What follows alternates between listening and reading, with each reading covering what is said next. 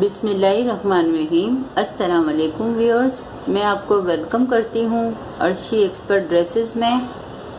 आज मैं आपको सिखाऊंगी कि सादी शलवार किस तरीके से कटिंग की जाती है।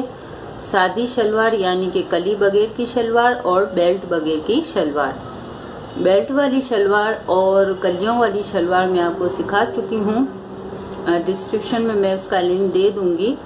और आज मैं जो आपको बता रही हूँ वो है बगैर कली वाली सादी शलवार। ये देख रहे हैं आप कि मैंने ये कपड़ा फोल्ड करके रखा है।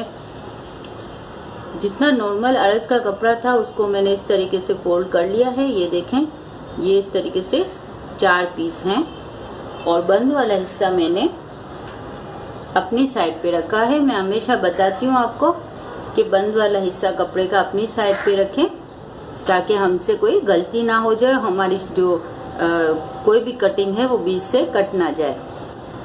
इसकी जो मैंने लेंथ रखी है, हमारी ये शलवार है, इसकी लेंथ हमने 33 इंच की हमारी लेंथ है। तो 3 इंच हमने जमा किए हैं। 36 इंच का मैंने इस तरीके से करके रखा है। ये देखें, ये मैंने फोल्ड करके इस तरीके से लंबाई का नाप लेके इतना कपड़ा मैंने कटिंग करके निकाल के रखा है। 36 मैंने 3 इंच जमा इसलिए मैंने किए हैं क्योंकि 2.5 इंच का हमारा ऊपर से नेफा बनेगा और आधा इंच हमारा यहाँ पे पोंचे की सिलाई में जाएगा।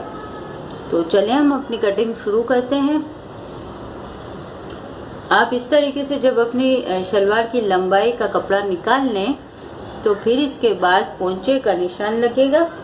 आपका जितना पोंचा हो उसमें आप 2 इंच जमा करके यहाँ पे निशान लगाएंगे। हमारा जो पोंचा है वो तकरीबन है 7 इंच का, तो मैं इसमें 2 इंच जमा करके 9 इंच का यहाँ पे इस तरीके से निशान लगा रही हूँ। ये देखिए, ये मैंने 9 इंच का पोंचे का निशान लगाया।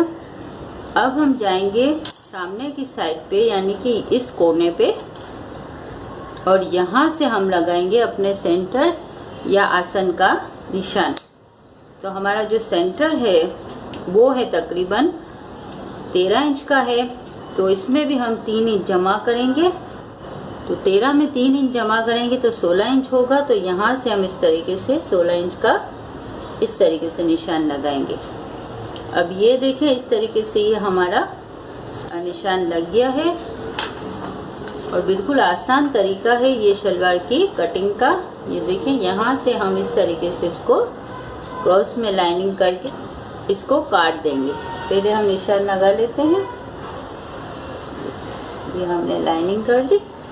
अब हम इसको कटिंग करेंगे।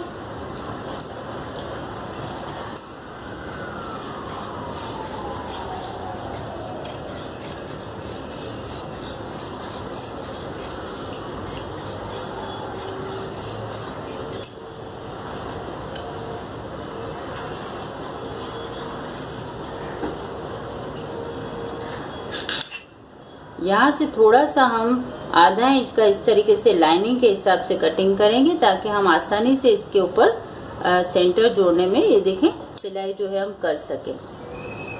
फिर यहाँ से हम इसको 2 हिस्सों में निकाल लेते हैं क्योंकि यहाँ पे फोल्ड हमने किया था। ये देखें, ये इस तरीके से हमारी जो बिल्कुल सादी और सिंपल शलवार है उसकी कटिंग बहुत ही आसानी के साथ हमने, ये देखें, कर ली है।